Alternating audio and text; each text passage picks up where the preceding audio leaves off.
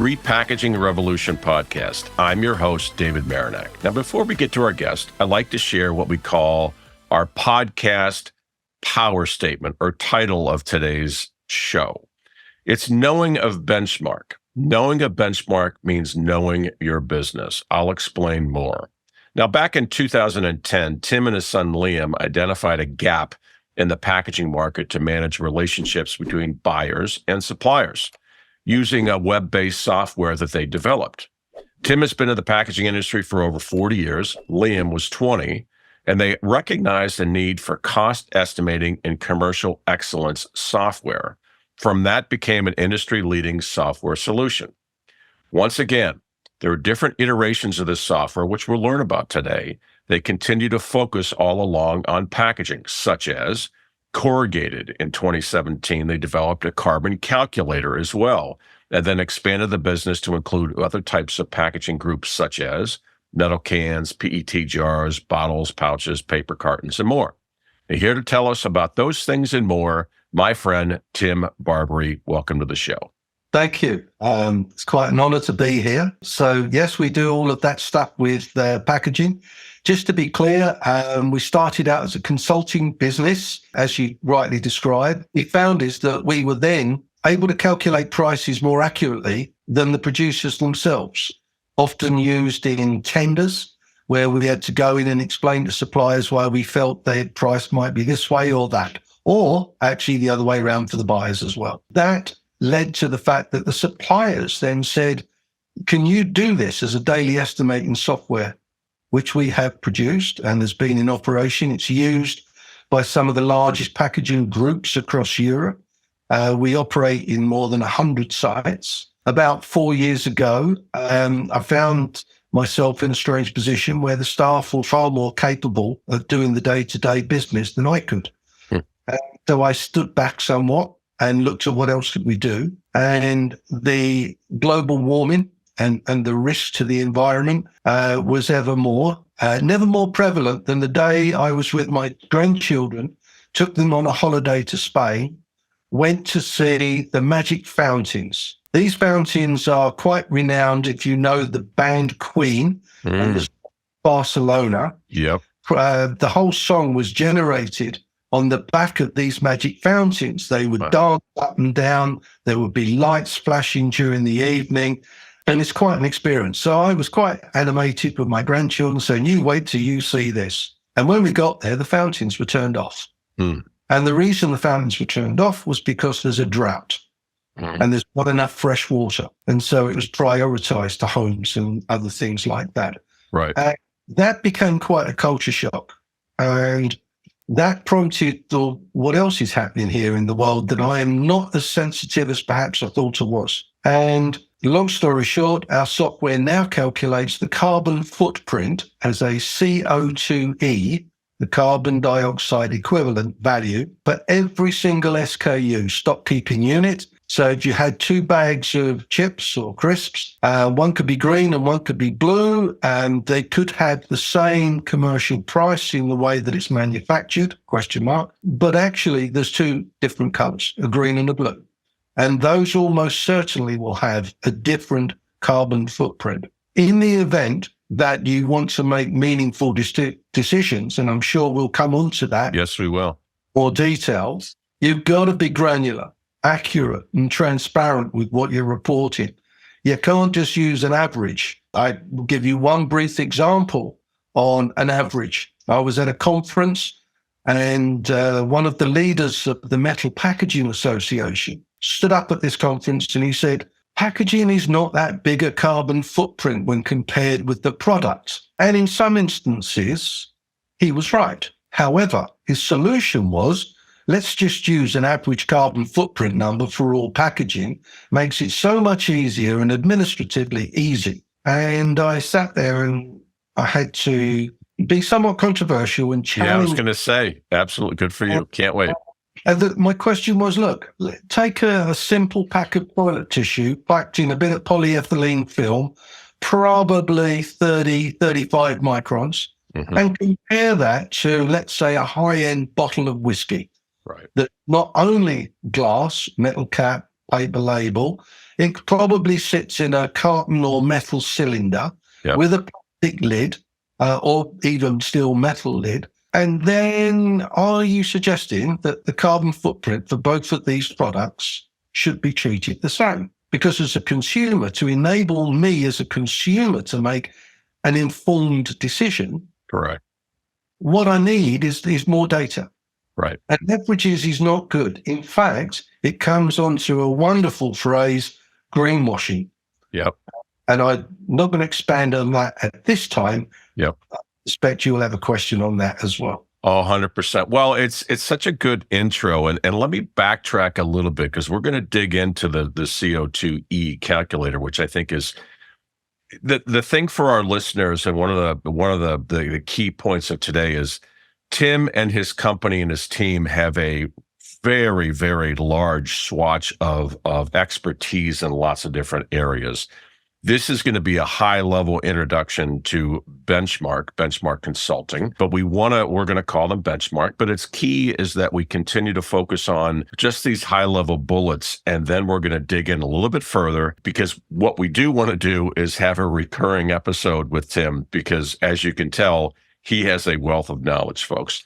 So, Tim, let me go back. You had mentioned when you and I first started talking, and again, on your website, it mentioned along the lines of you have 40 years of packaging experience, and I'm right there with you. Was that in and through? Give us just a high-level breeze through that. Was that in the UK? Was that globally? What was that background like? Yes, and yes. So initially, it was a UK-based. I worked for a company called Beefeater Gin. Mm-hmm. Which was my own business at the beginning of my career. I then moved on to part of Unilever, which was then called Brooke Bond Foods, primarily UK-based, but that introduced me to packaging in more detail, into the procurement team there, as well as packaging design and origination. From there, I was promoted to a company then called United Biscuits, Day. They were at that stage the largest buyers of flexible packaging film and corrugates in the UK. Over those years, my career grew. I took a patch of time out, went off and made biscuits for a while, but then through a promotion back through the head of manufacturing, I was his PA for a while, come up with all sorts of initiatives like short minimum run criteria. I then was packaging procurement there, and they did have an operation in the US, funnily enough, for a while. So I had an influencing role, but not a decision-making role. I then left there, joined Kimberly-Clark, American corporation, and various roles that took me from Europe, Middle East, Africa, eventually reporting out of the global buying office in Atlanta. I'll be done. And then I sort of retired early and joined a business that I'd already started with Liam, but I was still employed at that stage. And other people, Paul is our other business partner. And that's when I started to realize these guys knew more about packaging and data management and analysis than I thought I was pretty good. But I have to say, these guys are way superior to me. And well, there's a reason. The reason why I wanted to just put that framework, and thank you for that, because it really does lend to your specialized, really dialed in excellence in the consulting side of things, or in the software and programs that you're involved in with the packaging. Because what you rattled off there is really a perfect example of what many companies, especially here in North America, are faced with. They don't know really how to pull all these different parts of packaging together into a way that they can actually say, am I doing good, doing bad? Are we going in the wrong direction when it comes to carbon footprint, when it comes to our true pure cost? So it's a great little way for us to kind of start this, but I wanted people to have your background. So thanks for acknowledging. Primarily it's in the world of procurement, so it's on the commercial side. Yeah. But I have been a little bit in operations, and as a consequence, have had a number of activities with technical colleagues where I've been involved in a lot of innovation, but I wouldn't put me down as the technical expert. Well, that makes you and I both, brother. Let's let Liam and his team handle that kind of stuff. But the beauty of coming from the opposite direction on the procurement side, because it's real. If we haven't seen anything, if we've seen anything of the last 5-10 years, it's that data is so critical now, and data has now kind of been flushed to the surface, whether it's an Amazon or some sort of a data capturing device like you guys have put together, because this really accentuates and puts out this, especially when you're talking about your software, to be able to purely calculate cost and then be able to dial in the CO2 and some other pieces, parts of this. Let's go back to the original and talk about the cost. Let's look at the software as it was intended initially. This software does what between buyers and suppliers of the packaging space? Very simply, it enables an informed choice. If you are a buyer, you're usually working for, doesn't matter whether you're large, medium, or even mom and pop sized businesses. If you ask them, have they got a decent packaging specification database? It usually is followed by a long pause. It's because the real data, the real value is not there. People have not invested. They kind of, that's someone else's responsibility. And I get it. It costs money to put a database together and then to maintain it. It is expensive. And I've worked for a business, I won't say which one, who took a conscious decision that said, well, what happens if I have to do a major product recall? Mm-hmm. And dollars, it might run into a few million. Yep. You go, well, what's the cost of putting this database together and then the cost of maintaining it over, let's say, 5-6 years? And lo and behold, it's a couple of million. Mm-hmm. And so the easy solution is, well, let's not have a packaging specification database. I'd rather have the product recall once in a blue moon. Incredible. That was a long time ago, but I don't believe that has changed much. And I can say that to some degree of authority with every company we roll our software out to, and we say, here are the templates that we need data for. They will go, how do I get that? Where do I get that from? And they're asking us. Well, we can do that, but it's a challenge, but it can be done. Okay, so the data's there. And the other one, by the way, is which unit of measure do you want it in? Which is another interesting one.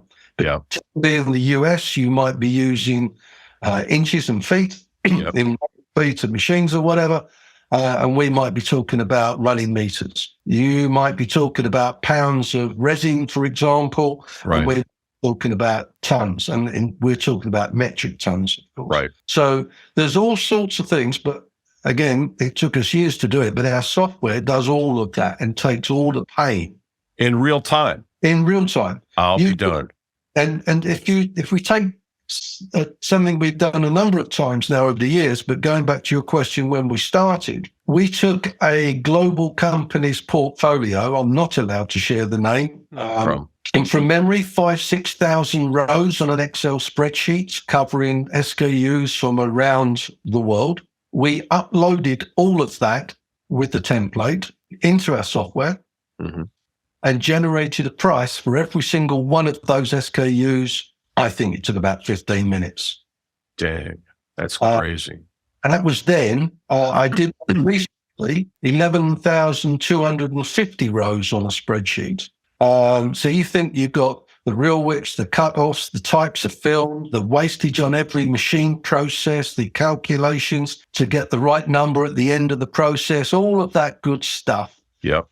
Taking into account the shall we say, the resin, and then the film, and then the printing, laminating, slitting, bag converting, all of the details. So probably 100 or so columns, over 11,000 rows. We put that through a template into our system. 20 minutes later, we had a unit price for every single one and a CO2e value. That's fascinating. So let me dig into that further, because I know that our listeners will find this fascinating and actually be interested in this. So when you say they are uploading or presenting to you guys, 11,000 rows of data, if that is.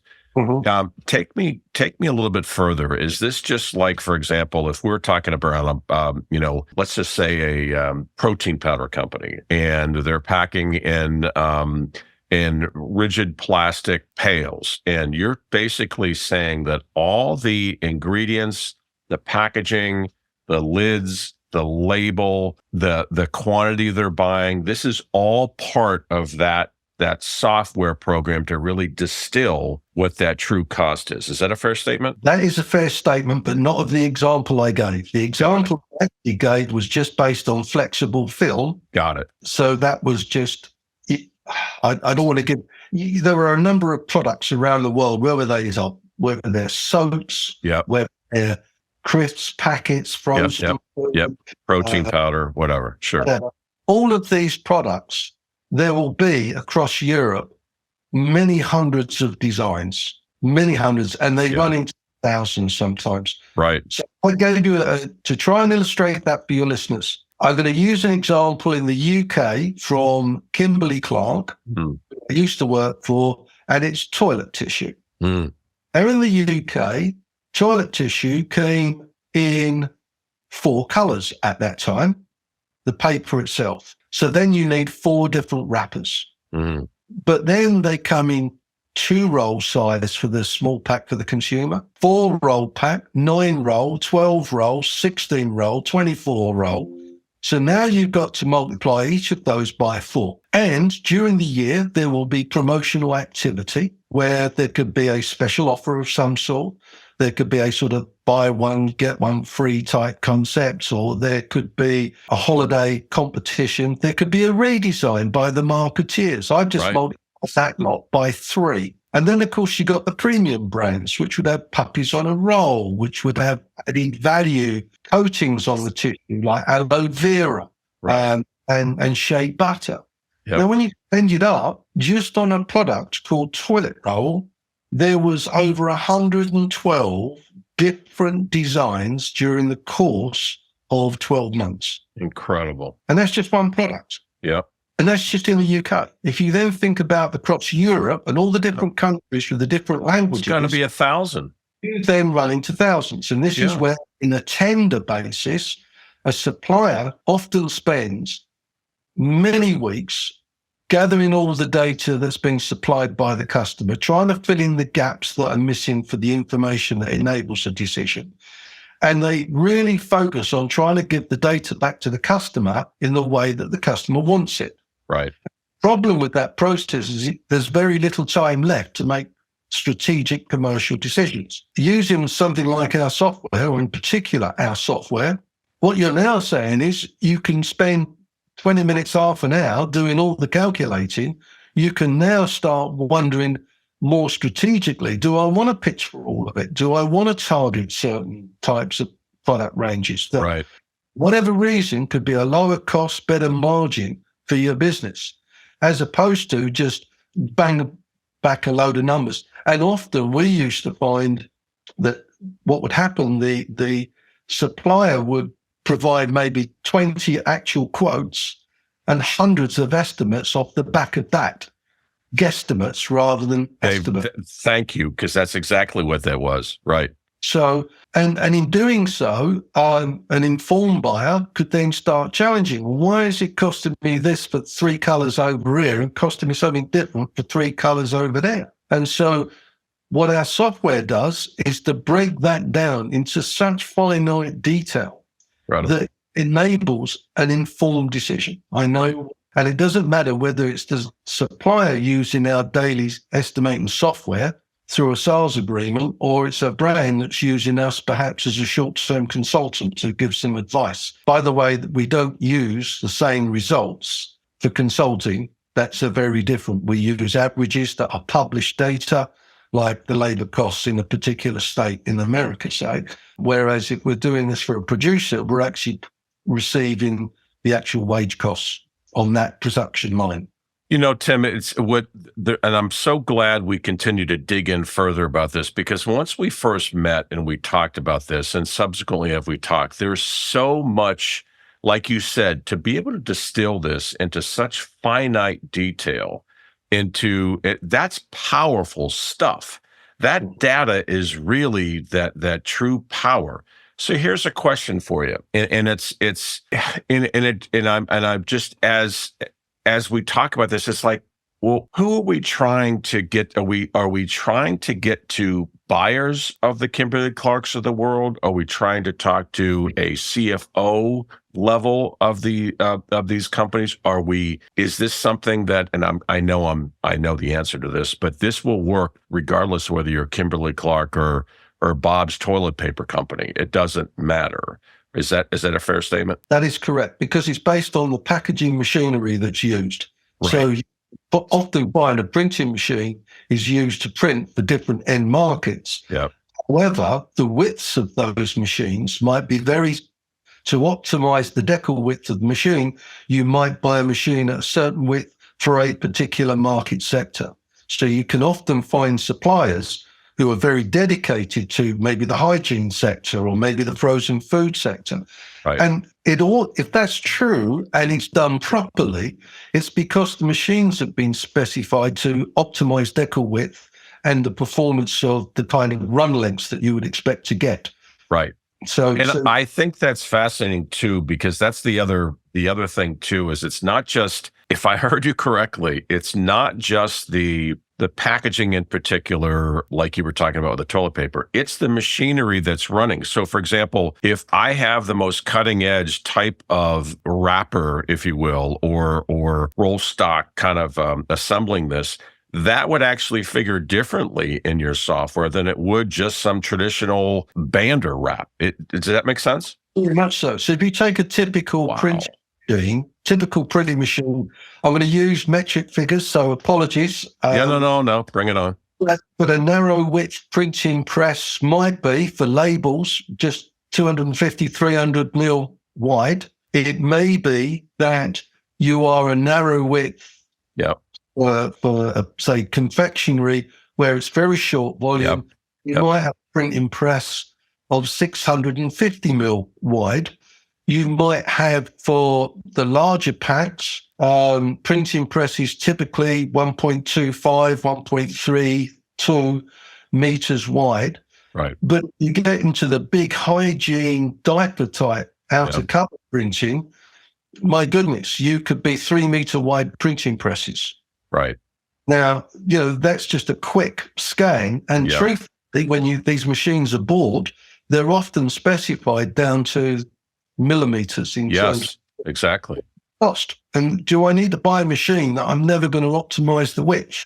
It's pointless. Tim, I could see this being beneficial, obviously, from the Kimberly-Clarks or those the end user or whatever it is. But I also could see in co-manufacturers, co-packers that are in that. I can also see this into almost the machinery people. If they truly wanted to be able, talk about being able to tell a story about the efficiency of their new machine compared to an older type of machine, just like you were describing in these, that would be, to be able to justify the cost of something being more efficient, like you're saying, long-term using your software, that suddenly makes that sale a no-brainer. It literally spells that right out for them. I can rubber stamp that, in that our bigger customers, they don't go and buy a machine without running it through our system first. Love it. And what they actually do, they run the different machines from the different machinery manufacturers. Right. So they won't just go and buy a Windmiller and Holsch, because they always have done now. Right. What they will do is look at what is the machine, what is the width. They'll look at the running speed. They'll look at the setup time. Yeah. They'll look at the ease of being able to set up. The scrap rate, all that stuff. Yep. Well, scrap rate is very volume dependent. There will be a setup volume, and there is a waste that comes from that. And then there is the production run, and there will be traditionally a waste that's attached to that. So understanding the time and the material required to set up and the time required and waste in the production run are very important. Mhm. But so too is clean downs. So too. So we've worked with ink manufacturers, adhesive manufacturers to justify why their material is better than another on a particular machine type. Incredible. That's incredible. Talk about knowledge. Talk about power right there. That's just over the top. Crazy. Well, let me ask you a question because I don't want to be, and again, like I said to our audience before, there's so much that we could talk to. We could spend 3 hours talking, but let's segue into, and I want to make sure before we wrap up today's talk, I want to make sure that there are, and that I get, whether it's now or later, Tim, how people can contact.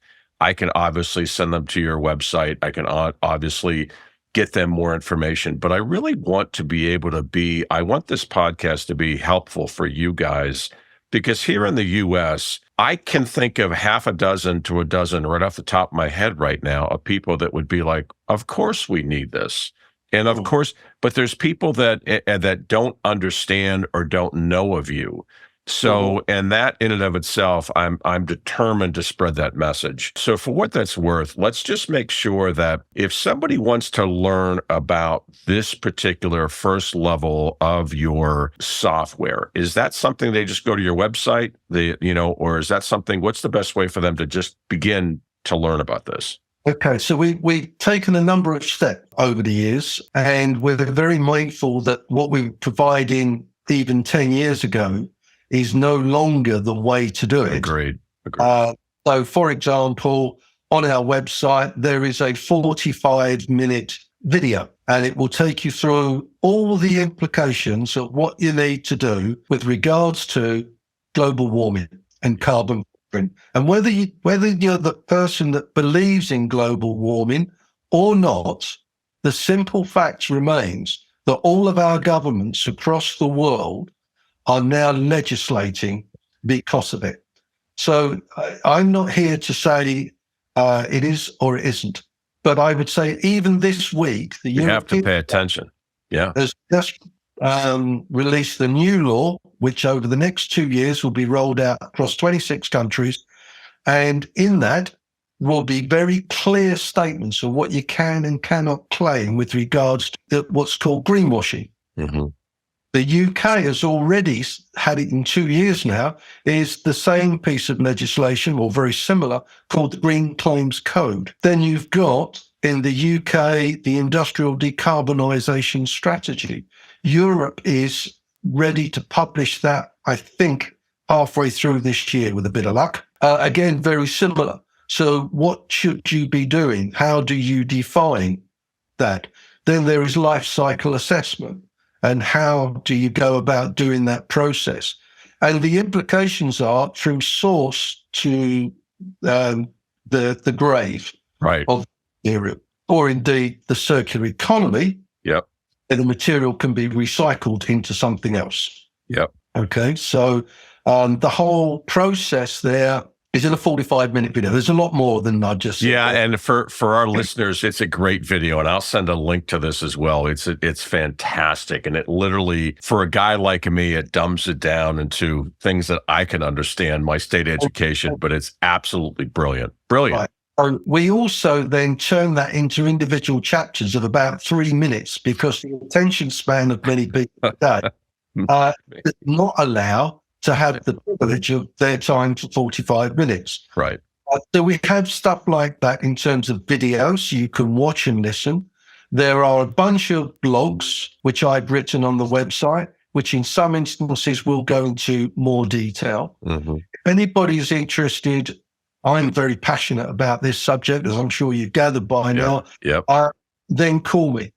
Yep. I would talk you through it. And if it's something I don't know, as the chair of the middle of the UK, we call it the Midlands Packaging Society, I've got access to people who are technical engineers, design people, operations people, people like myself, commercial, so I can help you out if you've got a problem. So Thank you.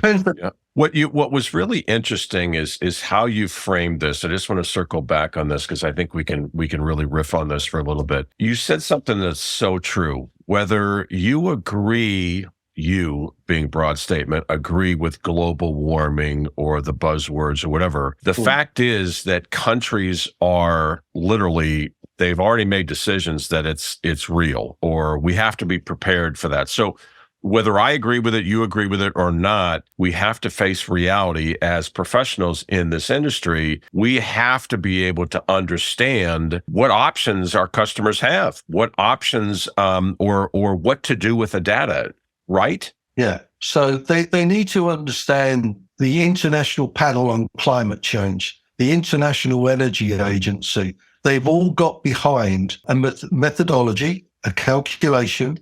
You can calculate the emissions, whether that's from the cow in the field or whether it's production of packaging materials or the waste, whether it's methane, nitrous oxide. Everything can be calculated back to carbon. Or the common unit of measure is carbon. And so to try and expand that a bit further, if you can go from one gas type or emissions type to another, you can calculate that as an equivalent to carbon dioxide, hence CO2e. Then you've got loads of ways of trying to look at this. So is this the carbon value today? Is it over, say, a 35-year period? Or even 100. Now, given most plastics, for example, take 100 years to break down or more, some will be less. The sensible number, as issued by the scientists, is the global warming potential based on 100 years. Then the next question is what's your scope? Is it from, let's say, source, the fossil fuel going through, making the plastic, to the factory gate, or is it all the way to the end of life? So there's lots of areas. Now, there is a European standard, the ISO 14001 series. And in particular, our business is verified to ISO 14067. I'm only aware of 2 businesses in the world that's verified to this. It is a very, very tough standard. That is because it's all about you go get the granular data. You have accurate calculations. You are transparent in the way that you report it consistently, such that you can then, if you're a business and you're trying to tell a story to your consumers that you are reducing your carbon footprint year on year, in the UK, and it's getting adopted across Europe now, is a carbon net zero journey. And different countries signing up over a period of time, 2035, 2050, somewhere in between. Different countries are signing up to, we will be carbon net zero by that time scale. What you then need is a software solution, not only that can calculate your figures today, your figures tomorrow, you actually need to be able to historically go back over perhaps 20 years, 25 years. So you need a consistent measure of measurement such that you can report how your carbon net zero journey is going. In my opinion, I think it is inevitable that there will be a carbon tax coming. Wow. Interesting. It's going to be a carbon tax. Well, because businesses have not embraced what the International Panel on Climate Change, the scientists have been saying for the last 30 odd years, 40 odd years. This is the problem, and nobody's paid any attention. The thing is, now, if you believe the scientists and the governments are, then we've got a problem by 2040, if not before. And we're seeing fires, droughts, floods, all happening, which are rightly or wrongly pointing towards global warming, but they are happening nevertheless. And as a result, the governments are going to have to do something to encourage businesses. Now, in the US, you've got you've got a law, not a law, sorry, it's a guiding principle on what you can and can't do. I think it's the FTC can hurl businesses over the coals if they really said something outrageous. But that's a guideline. That, across Europe now and the UK, it's a law. It's only a matter of time. If we don't bring the numbers down to the desired effect, they're going to have to force businesses to do it, and that's called tax. If they do that, it'll be a CO2e tax, and then that will probably be by weight, but it could actually be by square meter of an individual wrapper. Wow. So from a packaging standpoint, and again, I don't want to completely overwhelm, but what does a guy that's in the packaging space, and we have a lot of listeners that are in that packaging space, whether it's be as suppliers, as in consumers or users, where does somebody like me, let's just talk and dumb it down for me, but where does somebody like me even get started? Because I want to share this message. I agree with you 100% that it's coming. There's going to be something, because that's what governments do. They want to be able to offset this. They want to be able to and I'm with you. Something's going on. Now, you want to say it's something, whatever. This global warming, this climate change, all this kind of stuff is real. The point I'm saying is, what does a guy like me that wants to ultimately share the message, be able to kind of build his business, be able to offer solutions to a particular client using this kind of data? Is that something that that you would recommend? And I mean, again, I'm just being honest. Is that something that somebody like me could use as a sales tool and say, hey, part of this software, and this is why we recommend XYZ company that you convert or change or use this? Tell me what your thoughts on that. The answer is simply yes. So consumers are, generally speaking, across Europe, consumers are very worried about the climate. There's an awful lot. Same in the US, 100%.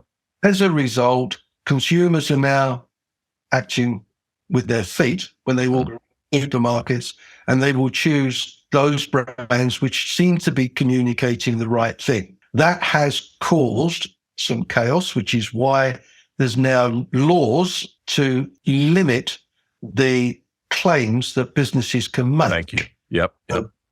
Code, and this latest one in Europe just this week, across Europe. Let me put something to you. It took me a little while to get to realize this, but dumb it down to your point. Wherever there's a commercial cost, there is a carbon footprint. Our businesses, wherever they are, have spent decades at managing costs. How do I save money? How do I increase my margin? Whatever that turns out to be. But no one's done anything in terms of the packaging specification. The database is in a poor state. And as a consequence, being able to come to a meaningful decision, enabling informed choice, it's typically speaking a poor place to be. What would I say to anybody? Well, I would say, come and talk to us. Well, that's the reason why, and I mean that respectfully. That's exactly why I'm glad we're connected, because I've got to learn this, if nothing else, Tim, to spread this message in and through our network, because you're at the epicenter of something here. You really and truly are ahead of the curve. And you and I both talked off camera before about, we're so hesitant in the US to change. We're so hesitant to kind of get started. We're so hesitant to kind of be that one that steps out. But a guy like me that could at least share the messages that your data and your software, it rises to the surface. David, it's funny how we see the world. I would say that, generally speaking, America is far more prepared to take a leap of faith. The US is excellent at saying, look, let's get this 80% right, and we'll fix it on the hoof. On the back end, yep. Germany wants it 100% deliverable before it goes to market. Right? Now, in between there is the UK, which I would say is probably, because we're a bit left brain, we're probably 95%. Not as much as the Germans. I say the Italians and the French, they would be less so. The Spanish will be less so. And so it's all about the culture with regard to risk. Mm-hmm. And I think as much as people are NIMBYs, That's not in my I backyard. love it. I love it. You brought it up. You nailed it. NIMBYs. Perfect. Not in my backyard. Perfect. Not in my backyard. So change is inevitable, yeah, but not in my backyard. Right. So truthfully, ignore that. Change actually is inevitable, is the answer. And if anyone's got any doubt, look at your mobile phone. And what was it like 10 years ago? Right. What is it like today? And by the way, if it's an Apple, how many iOS upgrades have you had in the last 3 years? Right? Right. So change is inevitable. And as fast as things are being produced to be even better than before, as soon as someone gets it, they go, what a great template. Can it also do? Mm-hmm. That creates the next Right. the next generation, the next iteration of change. Right. So I think if people look at it in that context, it's the people who will embrace change, Yeah. the ones who are successful in their careers. This particular area of carbon footprinting is very new. The scientists have done it. We've worked with PhDs from university. We've worked with commercial life cycle. In fact, we employ them now as well, commercial analysts. We worked with all of those guys. We've got ticks in the box from all of those. We're accredited, verified to ISO 14067 by SGS, which is the largest company in this area. And all I can say is, if it's as easy as my dumbing down, wherever there's a commercial cost, there's a carbon footprint, it took us 4 years to build the solution. And I believe the solution that fits the plate today will not be good enough in 4 years' time. And we are working to continue and we know where we need to upgrade even further beyond anybody's talking about today. And it's not fair for me to say what that is on a session like this. Oh, no, I get it. We've already got plans for the next 2 years to develop our software to cover areas that nobody is asking for today, but I personally believe will be a requirement when someone sees what we do and they go, oh, that's good. Can it also? Exactly. Correct. So we did it. It's a simple story. We did it from source to factory gate of the packaging producer. And someone said, yeah, but it needs to be the factory gate of the retailer or the brand.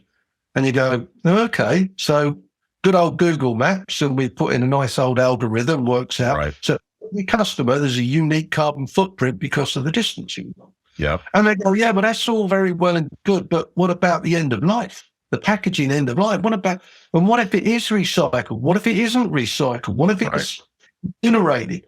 Right. And so we keep going down that road. But there's loads of other impacts on the environment, is the clue I'll give you, that's not requested today that I believe will be requested in the future.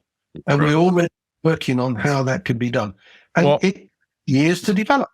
Well, if there's anything that you and Liam and your team will continue to do is be ahead of the curve, I guarantee you that. And I love the fact that, and I want to make sure that whatever we do, we continue the conversation, because I don't want to, I told you this would go fast, Tim. I told you this would. And we've got several other topics that we'll do on other episodes. But, and what I'll tie together here is, as I try to wrap this up, is somebody like me that wants to learn more and share more of Benchmark, what your software does, what it can do. I'm going to continue to kind of post and be able to share your content, your information. But I truly believe, and we'll talk off camera when we're done, there's a real need for what you guys have in the US. There's a real need. And if there's anything that I know our team will do is share the message, get it out. Props to you guys for being at the forefront of this. I mean it. You said it so well too, because when you say whether you believe in the, global warming or not, it's really not as important. The governments that we all work under do. And we're going to have to play that, I don't want to say game, but we have to be able to be in that arena. Tim, I can't thank you enough. This was a thrill for me, first of all, and this was just the beginning of something that I really want to, use everything that I've got at my disposal to continue to kind of emphasize what it is that you guys can do, because I really believe this could change the world. And I don't want to sound too Pollyannish or too silly, but this truly could change the world. And these are the kind of things that, especially at a time like now, where we want to get a victory under our belt, and we want to feel like we're doing something constructive, and we want to feel like we're moving in the right direction. My goodness, you guys are right at it. You're right at it. Remember, if you've got a good sight of cost and you find ways of reducing cost, we can do that at the same time with the carbon footprint. That's what makes this incredible. Yeah. You asked the question earlier, what's in it for me as a business? What's in it for me as an employee? Then I would say, what's in it for every one of us, including my grandson? Yep. I come back to in this conversation. We owe it to everyone. We do. And if it's not true, I think we owe it to everyone to do the right thing, even if it is unnecessary. Yep. And it is proved necessary, then we were proactive. Right. Correct. Wait till if it is the case that global warming is a real thing. If we leave that too late and then try to react. Exactly. Correct. So well put. Well put. This is what I say. So for every one of us as humans on the planet, I wish everyone a long and healthy life for as long as possible. If by measuring the carbon footprint in packaging that helps in some small way, then that makes me a very happy person. Well, and that's two of us, my friend, because I think this is so cool, and you're right. We owe it to your grandson, my kids, our children's children, to be able to really and truly take a stand here and make change. And like you said, even if in some crazy way, not that I, look at the world around us, but we also know that doing something proactively, this is time and money and effort well spent. This is doing something proactively at a time when we need this. We need this. So, Tim, my friend, I'm gonna wrap up the show, but I'll sign back off, and you and I will talk off camera. But thank you, Tim Barbary with Benchmark, and I will connect everybody after the show. Thanks again. Thank you. Bye-bye. Hi, everyone. It's David Marinak. I hope you enjoyed that episode. If you want to see more, here's another video that you can check out, and I hope you enjoy it. Thanks.